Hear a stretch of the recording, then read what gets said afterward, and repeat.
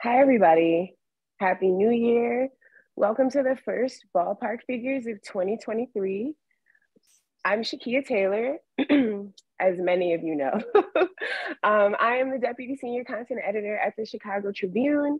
I cover sports, culture, and history in all sports, typically Chicago focused.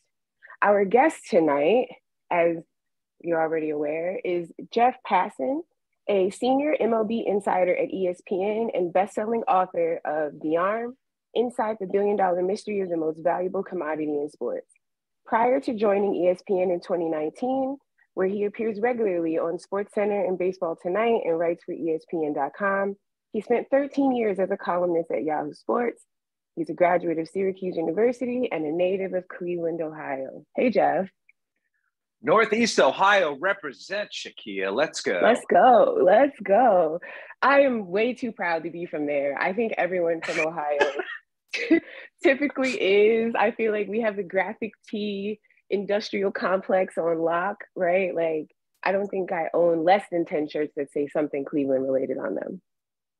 Do you know what's happened to Ohio in the last couple of years? And I'm not speaking like existentially, because I think we all sort of know what's happened to Ohio. But I learned from my 15-year-old recently that Ohio has become like a huge meme on TikTok, like to the point where Ohio is not just like the new Florida, which it kind of is politically and, you know, demographically and all those things.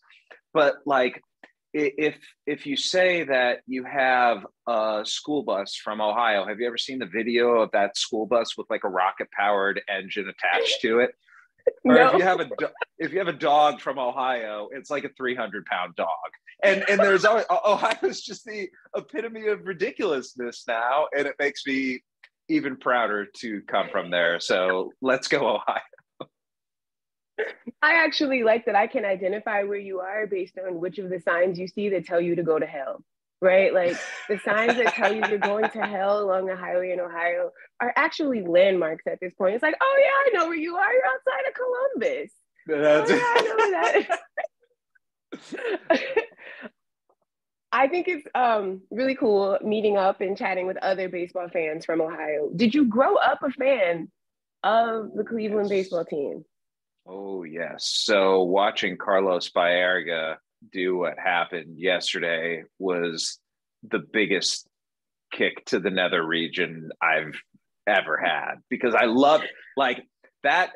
Now, I don't know how old you are. I'm 42. So I was growing up like in the best era to be an Indians fan possible. I mean, I was, you know, when I was 13 years old, in 1993 or in 1994, I guess we can go to. So like right when I'm getting into high school, Kenny Lofton, Carlos Baerga, Albert Bell, Manny Ramirez, Jim Thome, Dave Winfield, Oral Hershiser on the staff, Dennis Martinez, Charles Nagy. Like there were some real dudes on that team. Brian Giles couldn't like make the team, ends up with a 400 plus on base percentage. What was it? 8 times somewhere else. Richie Sexton couldn't get at bats on that. Like those 90s Indians teams, I think, and George Pappas, who now works for the Tampa Bay Rays and is another Clevelander, wrote a book about this. And I think he's right. I think the 1990s Cleveland Indians were the best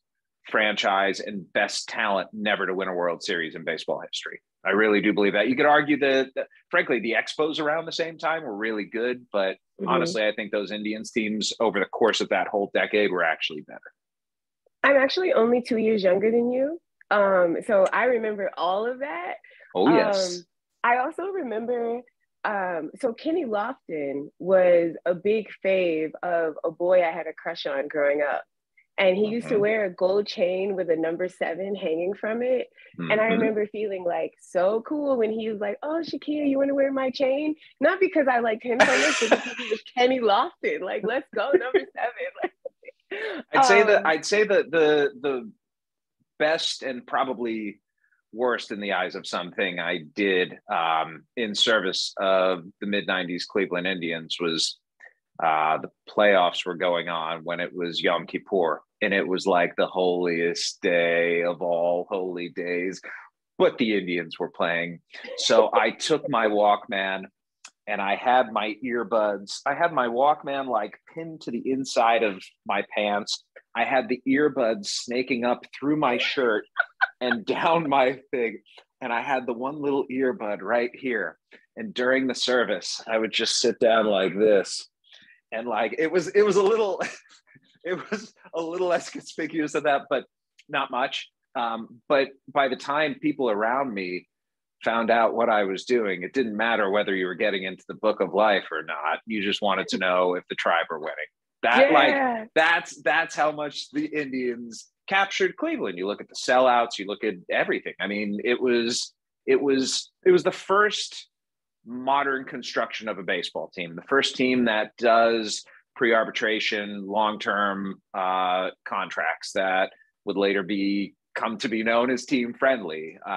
It was a team that is, I think, the last team to score 1,000 runs in a season. Like that absolutely epitomized offense in an era that was becoming so offense heavy. So they were trailblazers. They were unbelievable to watch, and they still haven't won a World Series since 1948, and have changed their name since then. And I have a lot of friends still in Cleveland, and they wonder when's it going to happen? Finally, when is it going to happen?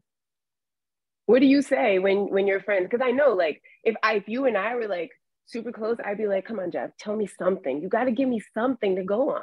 What are your friends asking, and what are you saying?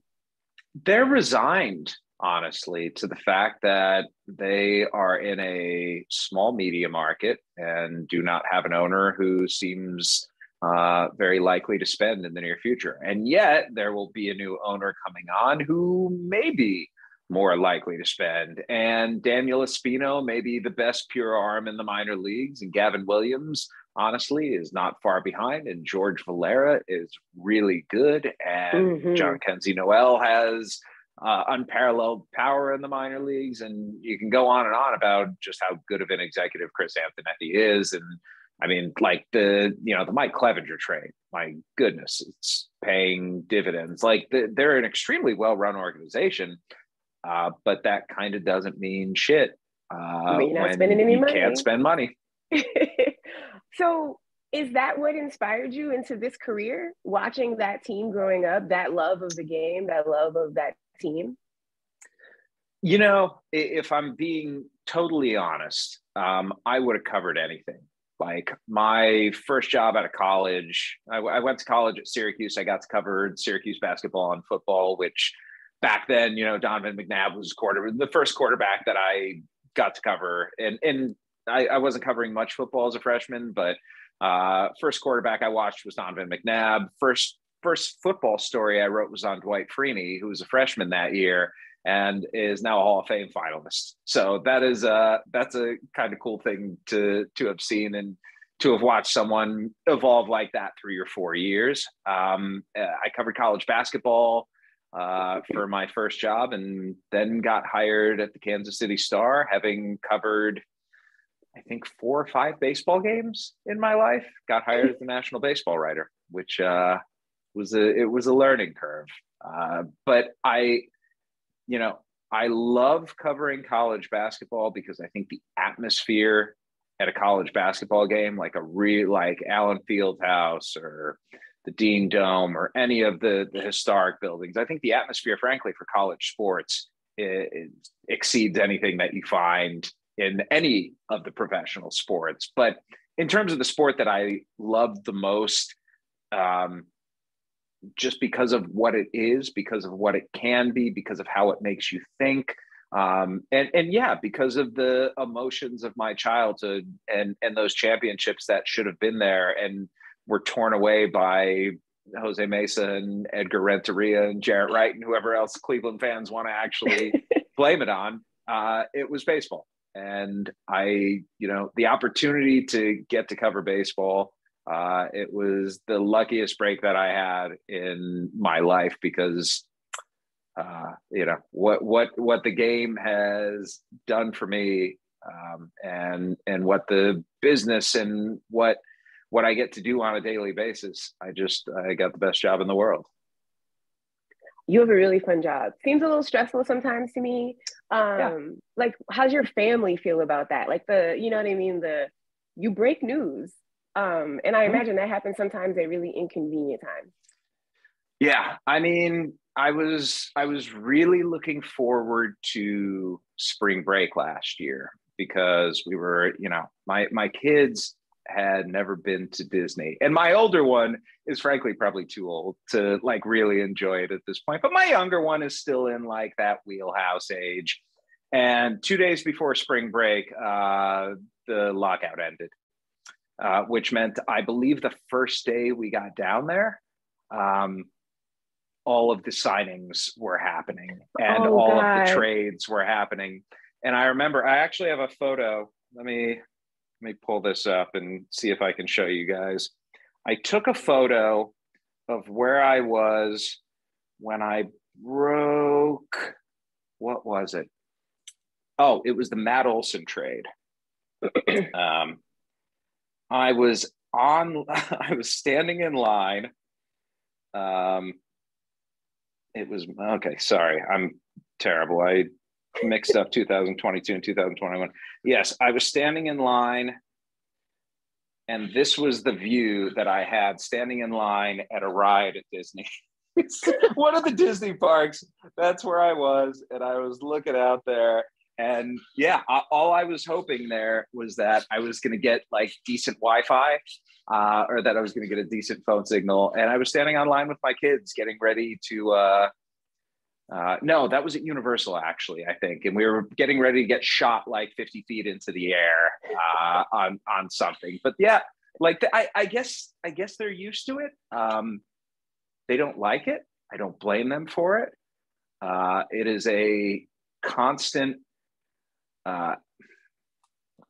it's a constant effort to balance these things, because in reality, my job is second to my family. And yet quite often it feels like it's first, and trying to put my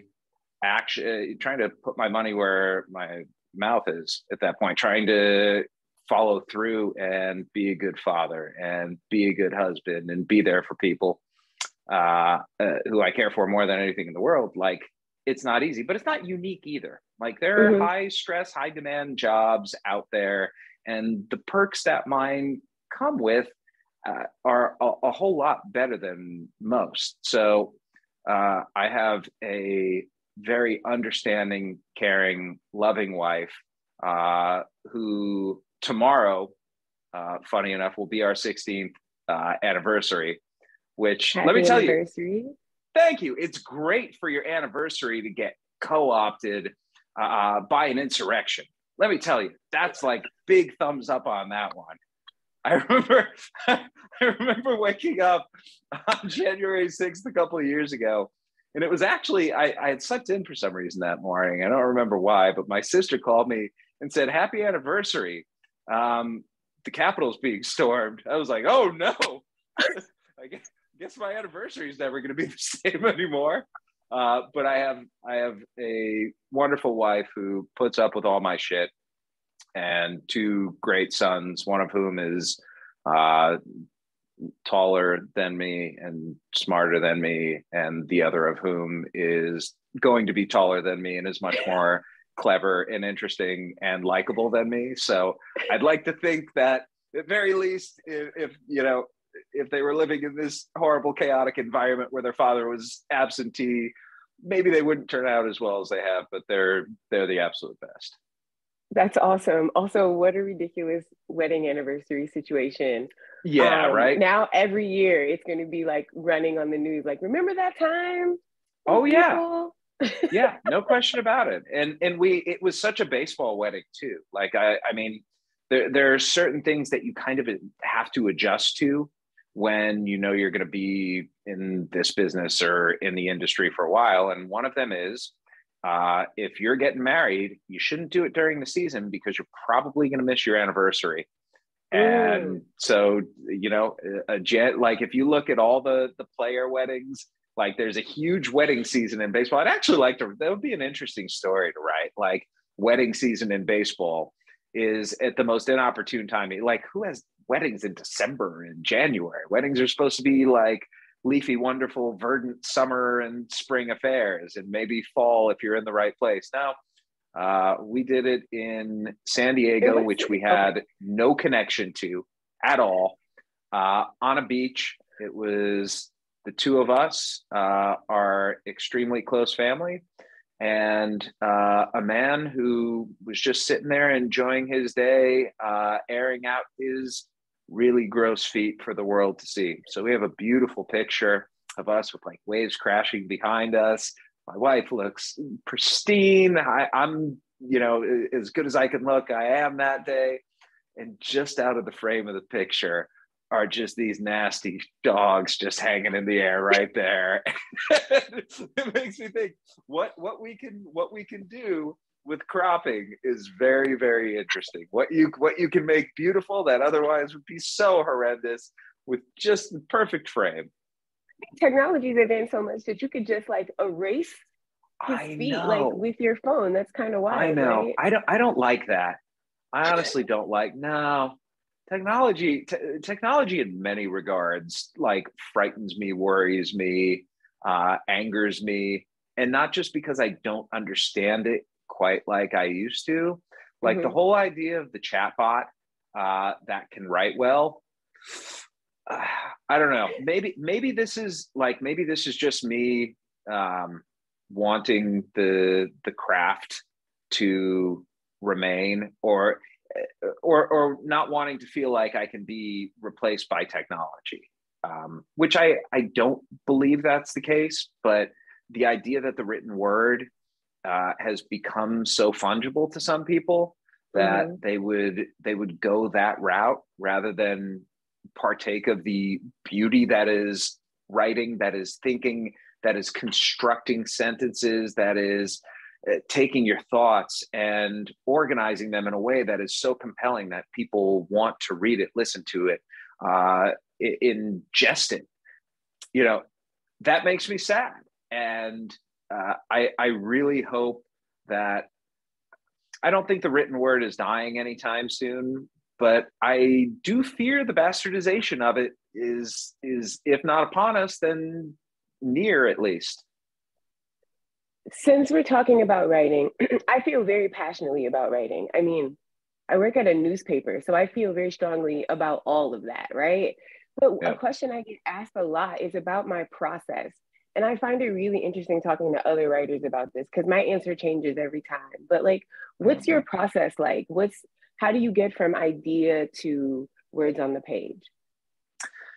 I don't think there's a single story that I've written the same way as another. I think it's important to understand there are all different types of stories and that they are all unique based upon the information that you have. And I'm going to approach a profile differently than an analysis, differently than a game story, differently than all these, these different options that we have, this like suite of stories that you're capable of writing when you're a reporter who goes out and whose job it is to gather information. But let's narrow it down. Which are you most interested in? Is it like the game story? Is it the long feature? Is it? I'm going to go features because features is where I lean very heavily. Okay. And I personally, I don't want to discount game stories, but I think that kind of starts to become routine.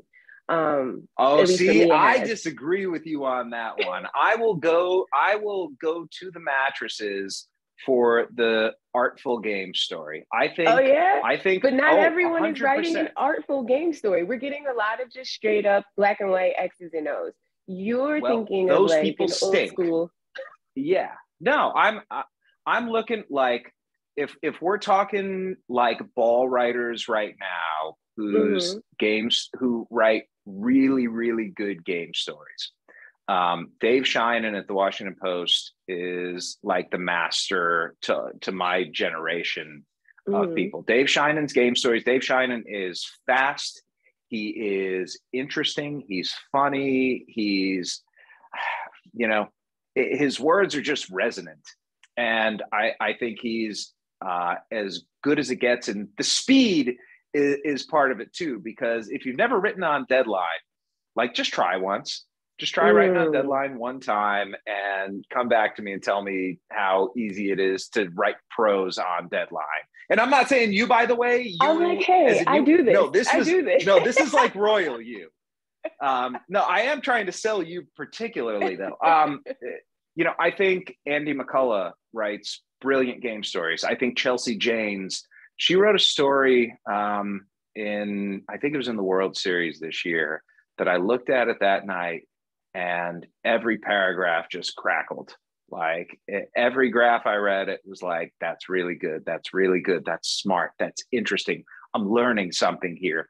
And the ability, I think, on a deadline to go down into a clubhouse or go into a locker room or go wherever and talk with people and leave that room having such a mastery of what went on over the preceding 3 hours that you know who to talk to, you know what you want to talk with them about, and you're looking to both get information that is going to enlighten the reader, but also write in a way that brings those 3 hours or that game to life.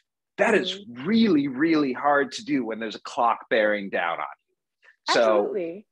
I would agree with that. I just think that, so first, when I have written a gamer, it's never really been beautiful sentences. It's like, it's like, I'm going to tell you what happened in the game. I'm probably going to crack a joke. I'm going to drop a rap lyric and we out. Yep. Like, Yep. But my features are completely different. Like, those are my babies. Like, I spend time, I say to my editor, thinking is a part of the process, because I'm not actually like doing anything, but like I'm in here with it.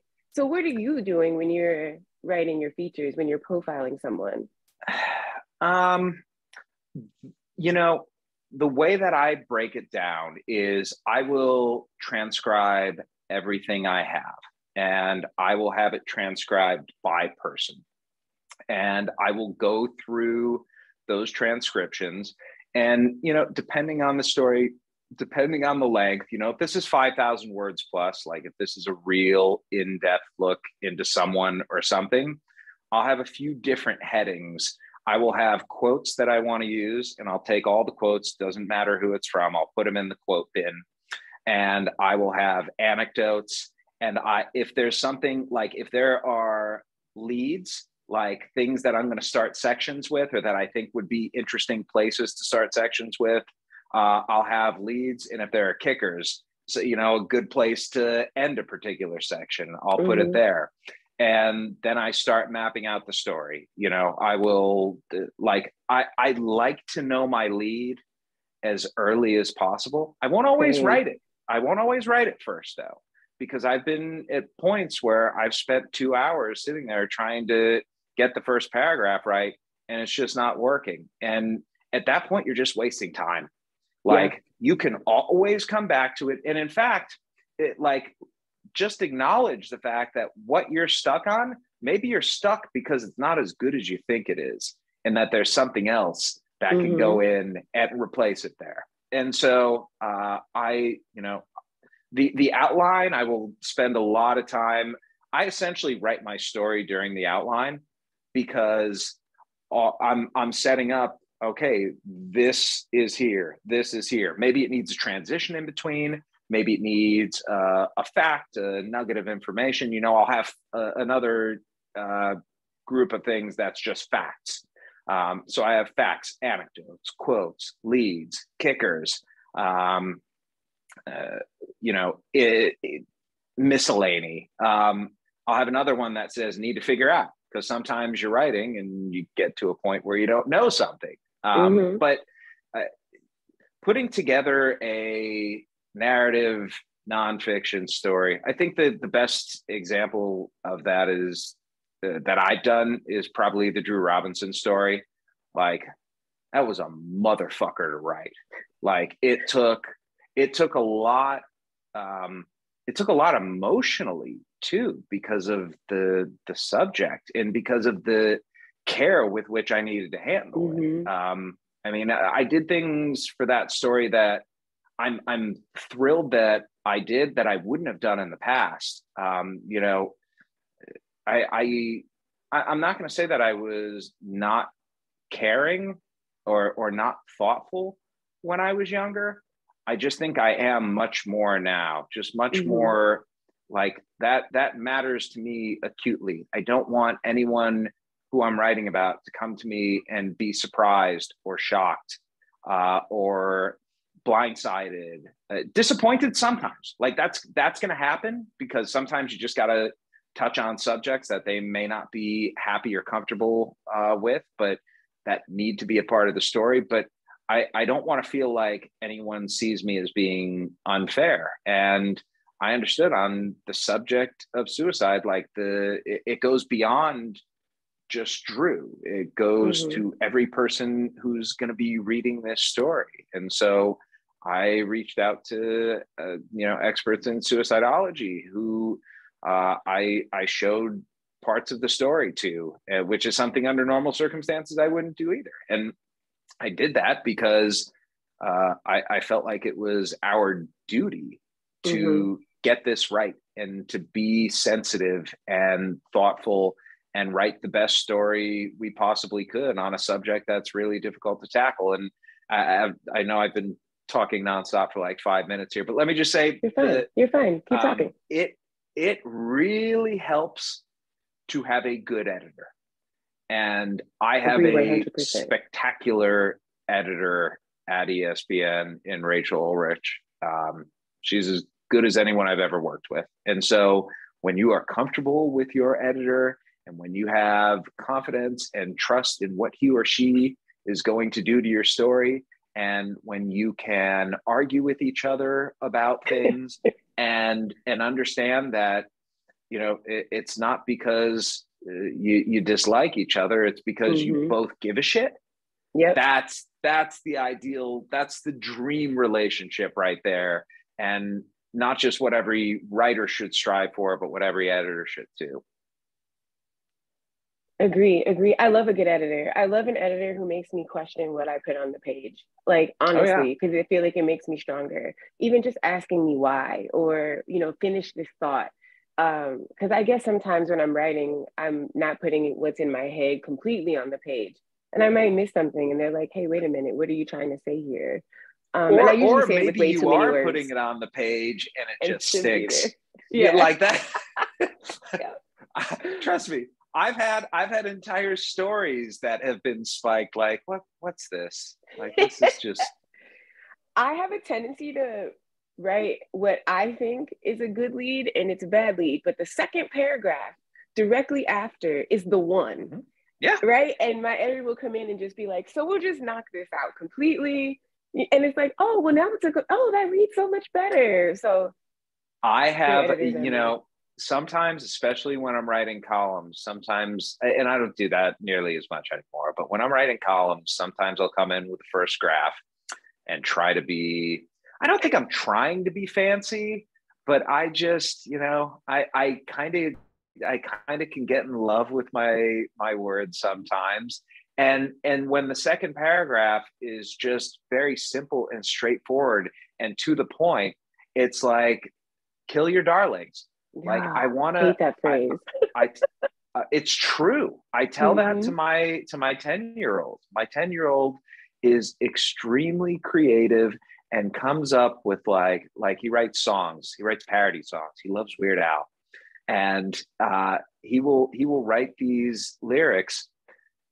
Some of them are real, like 30% of them are pretty good. And I'm trying to convince him that you save the good ones. And even if you love something that's just like objectively terrible, even if you love it, get rid of it. And it's, if it's hard for us adults to come to terms with that, imagine what it's like for a 10-year-old. Yeah. He does not like hearing that. Does not like hearing that. How has social media impacted the way you do your job? I remember the first tweet that I had. I avoided Twitter for a while, actually. I had zero desire to go and write something 140 characters at a time, because I felt like that was just such a misappropriation of the language. And that's before I understood that like brevity is a good thing, and something for which we all should strive. I say after a 5-minute monologue. But I was in, I don't know if it was Lake Tahoe or Big Bear. It was or Mount Shasta. It was a mountain in California somewhere. It was right before the Olympics, and I was going to breakfast that morning with Shaun White. And when I was at Yahoo, I got to cover the Olympics, which was like it was my favorite thing to cover, because as a reporter, it was like a dream for me. Nobody covers Olympic sports. So there are these unbelievable stories to be told. And beyond the unbelievable stories that you get to tell, there's the inherent tension of people who have been working toward this one moment for 4 years.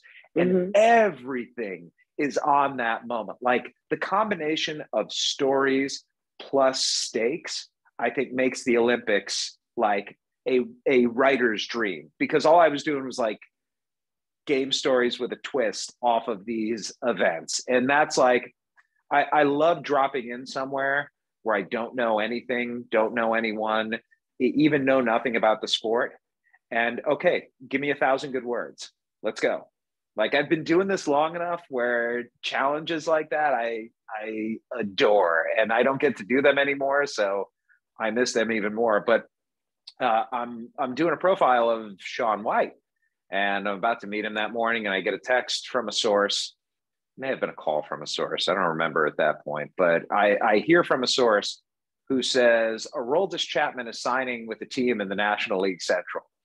And this was like straight from Cuba, Aroldis Chapman signing with the team. And it wound up being the Cincinnati Reds, but I didn't know that at that point.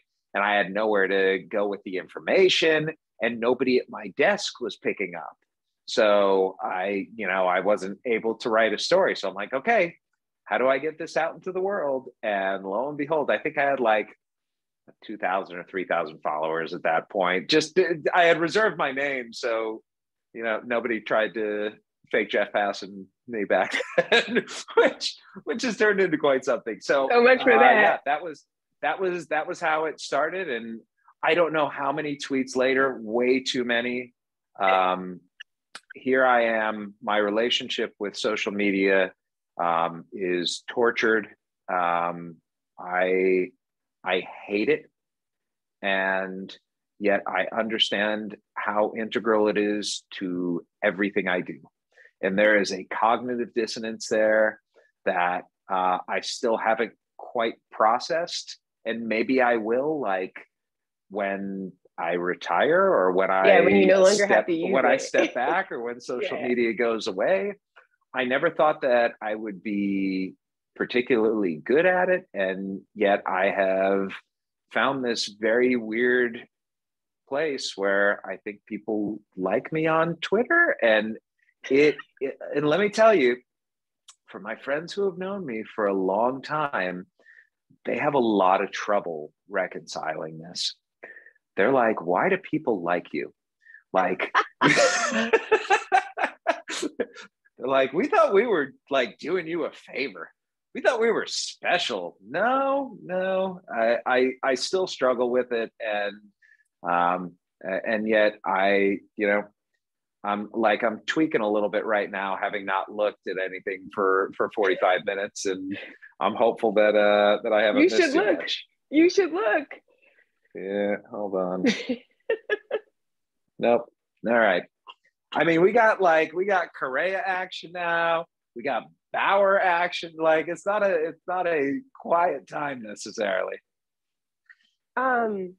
Speaking of, so far of, I guess, this year's free agency, what's been the biggest surprise for you? Oh boy. The biggest surprise. I think that, and listen, like all of this depends on whether Correa gets what he's hoping to get. I think it's that there was enough money there for everyone to get paid. And okay, let me rephrase. Not that there was enough money there, but that there was enough interest from teams to spend the way that they did. Like we're approaching a $4 billion offseason. I don't think it's going to quite get there, but that's at least a $500 million more than I know. Kylie McDaniel, I think, is really good and had a lot of good predictions, but he had predicted something like 3.3 billion, I think. And I think it's more than people in the industry thought. Xander Bogaerts got way more. Trey Turner, I think there was a question of whether he would get 300, got 300. Aaron Judge, it was a question of just how much over 300 it was going to be. It was a lot over 300. Correa originally getting 350. Brandon Nimmo, I went into the offseason thinking Brandon Nimmo would probably be a 9-figure player. A couple weeks in, people told me he's going to get at least 130, ends up getting 160. Like, guy after guy after guy, this same thing was happening. And here's the answer to that question, Shakeia. It's the fact that the mid-tier free agents got paid too. It's Taijuan Walker getting $72 million, and it's Jameson Taillon getting $68 million. And it's these guys who in the past, frankly, have gotten overlooked or passed over or, far less than anticipated, getting paid like dudes. And seeing that, that showed me if anyone in Major League Baseball is trying to cry poor, save it.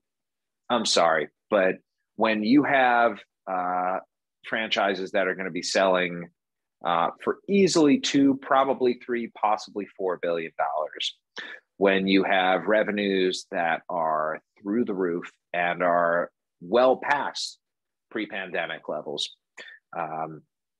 when you have all of these things going on, and the only fear I think at this point for baseball is local television, and that is an understandable fear, and I think a very real one. How are they going to, the fact that unbundling is happening before our very eyes, and people are ditching cable, and RSNs are not the moneymakers that they once were, and it could potentially get even worse, and Bally's being in a mess of a situation. All of these things, when as much money as Major League Baseball teams get every year from local television revenue is at stake, you wonder what the long-term consequences of that are. But the fact that they're spending like they are leads me to believe either they are terrible businessmen or they believe that there is a fix or a solution. And as bad as some of these teams are run, I don't think, generally speaking, billionaires, by and large, especially 30 of them, are terrible businessmen necessarily. Do you think sports books are playing a role in the desire to spend more because there's going to be more money coming from those? I think gambling is a big part of it, but I also think there's going to be an interesting private equity element going on here. I think there's, some of what's going on with the Padres spending. They got a large infusion of private equity cash and are turning around and spending money. I don't know if it's like one for one that they're going and spending, but you don't see a team like the San Diego Padres sign 3 guys to $275 million+ contracts. You just do not see that. And yet, what are we seeing? So they got the little money gun just shooting it out. Like, I've been enjoying the contracts that players are signing. I should say, everyone, if you have questions, you can start throwing them in the chat and I will read them to Jeff as we can. Fire away, guys. I got some questions submitted in advance for you. This one says, where do you see MLB in 5 years in regards to the massive contracts we're seeing today? Will these contracts hurt baseball in the long run? No, I don't think these contracts will hurt baseball in the long run any more than the Alex Rodriguez contract hurt baseball, which it didn't, any more than the Len Barker contract or the Wayne Garland contract hurt baseball, which they didn't. If anyone is going to suffer from it, it's going to be the players, because there may be a little pullback. There may be, especially 5 years from now. I mean, God help us if we're in the middle of another lockout again. But listen, that's not out of the realm of possibility. But I think money gets spent because teams can afford it. And if teams can afford it, then putting your money toward your product, and let's be honest, the players are the product. Sorry, game's not the product, because I watch baseball games all the time played by 15-year-olds. And as much as I enjoy them, I'm not spending money to go see them. We are all spending money to watch Major League Baseball players. And they're the ones who should be reaping the spoils here. And listen, I'm not above a businessman going and making his or her money. Like that's fine. That is capitalism. That's America. That's a whole nother discussion about whether that is a right thing or a wrong thing, a good thing or a bad thing. That's a realistic thing, though. And in the reality that is capitalism, seeing the workers make money, I think, is never a bad part of it. Agree. I think everyone should get paid a lot, in case my editor is listening. With Shohei Ohtani's success and expected mega free agent deal next year, can we expect more players working toward being two-way players in college and then being drafted as such? Probably, but I don't think we're going to see another Ohtani for at least a quarter century. I just think he's unique. Not unique in his ability to do both, because I think that guys out there can do that, but I think he's unique in how damn good he is at both.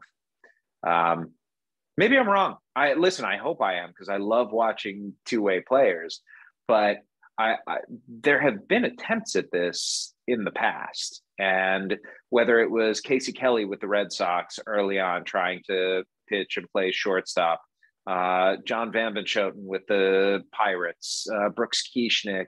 I mean, guys who were doing it kind of on a lark, but there never really was that commitment. Since Ohtani's come, some guys have thought about doing it. I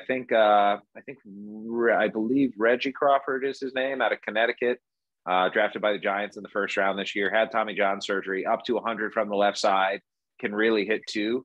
They're going to try that with him, but is he going to be Shohei? No, of course not. No. Nobody's Shohei. Like, nobody is. It's not my job to evangelize for baseball, I don't think. It's my job to cover baseball. But in the course of covering baseball, if I get the opportunity to talk about Shohei Ohtani, what I try and do is contextualize what he's doing. And if that contextualization comes across as evangelism, then it's not something that I'm going to back away from, because I really do think he is like the most incredible, talented baseball player who's ever lived. I firmly believe that. And there have been great baseball players in this particular era right now and past eras. I just think Ohtani's better than all of them. And that doesn't make him the best player, by the way. I just think he's the most talented, because best to me is a combination of talent and longevity. Because I really do believe that being good over a long period of time is a skill every bit as impressive as the natural tools that you have that translate into performance. So we got a couple questions here. They're about your sources. Which team is most accommodating and most difficult to get info from? But then I'm going to add the second one so that you can just do I'm these not together. going to answer that one. And I figured you weren't. That's why I was like, this isn't a question I think anyone would answer. So I certainly wouldn't. Let's see. I can talk about sources because you I think, say whatever you want to say. Then go ahead. To me, and I didn't learn this until way too late. Sourcing is about relationships. That's all it is. It's about relationships with people, and them trusting you, and them trusting that you're going to handle whatever information you're being given in an honest, straightforward, careful manner. And over time, when you prove yourself capable of doing that, that trust grows, and it mushrooms toward different people as well. Because, you know, it's a lot easier. My job's a lot easier, oddly, now than it has been in the past, because I think I have a reputation that I do things right. And it's something I'm really proud of. I feel like it's something I earned. It's something that has taken a long time and a lot of care. And I lose out on a lot of stories because I'm 99.99% sure they're true. And that is not good enough. I gotta be 100. Like if there's a tiny little seedling of doubt in my mind, I will not go with something. And that's, you know, like I'm willing to take the L's because the dubs going forward are much more bountiful on account of them. I believe that. I mean, I think it's better to be accurate than first. Like, yeah, 100%. But both is best. I mean, obviously, if you can be both, you want to be both. But if you can't, then you'd rather just be accurate. 100%. Yeah, I would. Oh nobody my God, wants to have to delete. No, I would rather lose 100 times than get one thing wrong. That's the truth. And I have, by the way, I have gotten things wrong, and it's painful. Like, it's really painful. I remember, you know, when I was at Yahoo, God, it was when Bryce Harper was a free agent. And I reported that Magic Johnson had pitched Bryce Harper on going to the Dodgers. And I had called up a source beforehand and said, I'm going with this. And he said, don't. And I said, but I got two people telling me it's true. He's like, you can do whatever you want, but you should not go with that. And I went with it, and it was wrong. And that sucked. It sucked because I don't understand. No, I do understand now how it happened, because I went back and autopsied it and learned from it. But at the moment, it was like, but I had two people telling. And no, sometimes with something like that, you just need to be willing to not get the story if you're not absolutely positive that it is correct. And I think that, you know, it's something that Ken Rosenthal does, and it's something that Joel Sherman does, and Mark Feinsand, and the people who are trying to really break news. Like, they fear that moment where they get something wrong. Like, it is the most paralyzing, awful feeling in the world. And, you know, I get annoyed when I'm second or fourth or whatever on a news story, and people on Twitter underneath say late.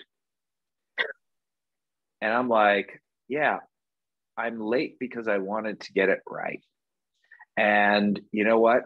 I would rather be late than wrong. And if that's a problem, then I'm going to, well, first I'm going to block you. But second, but I wasn't expecting it at all. Also, I'm going to remember people who said that, because I do have something of it's not a photographic memory, but when people talk shit, I do remember it very clearly. And it may not be today, it may not be tomorrow, but the comeuppance will arrive at some point. Oh my gosh. Did you watch The Captain? Derek Jeter said something like that. Like, he just remembers everyone who has ever said anything shitty to him. Yeah, it happened a lot more to me when I was younger. Because I was a total dork, and I still am. So like, I didn't take it. You know what it is? It's not people saying bad things or mean things to me. It's when God, I tried so hard to do it the right way. And someone who doesn't understand is just coming in to, I don't know what the purpose of that is, to like get clout, to I don't know what they get from it, but I do enjoy the occasional like telling someone to EAD, right? Like, oh yes. Now granted, I am never doing that again. I learned my lesson. I learned my lesson on that very specific subject. Oh, that's right. Yeah. No, I no more D for me. People don't really come for me the way they come for you. But I mean, but they also know, like, you know, she might slap me. So like, yeah, thou shalt not fuck with. Yeah. You do enjoy a good slap, right? I really and truly believe, look, I'm going to say this so everyone can hear me. I believe that if more people had the fear that someone might slap them, they would think twice. There are a lot of tough guys on the internet, you know, like a lot That's of tough actually, guys.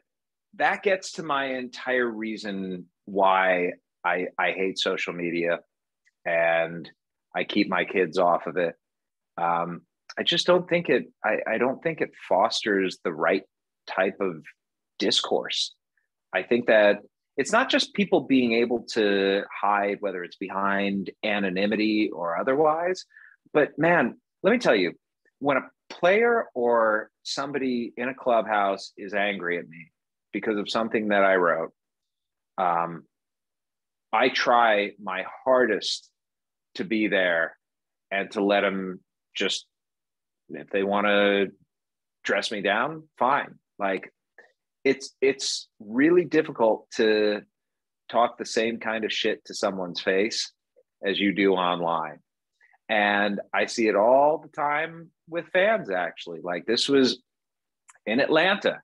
It's, I had written about just how I think the tomahawk chop is awful. And Because it is.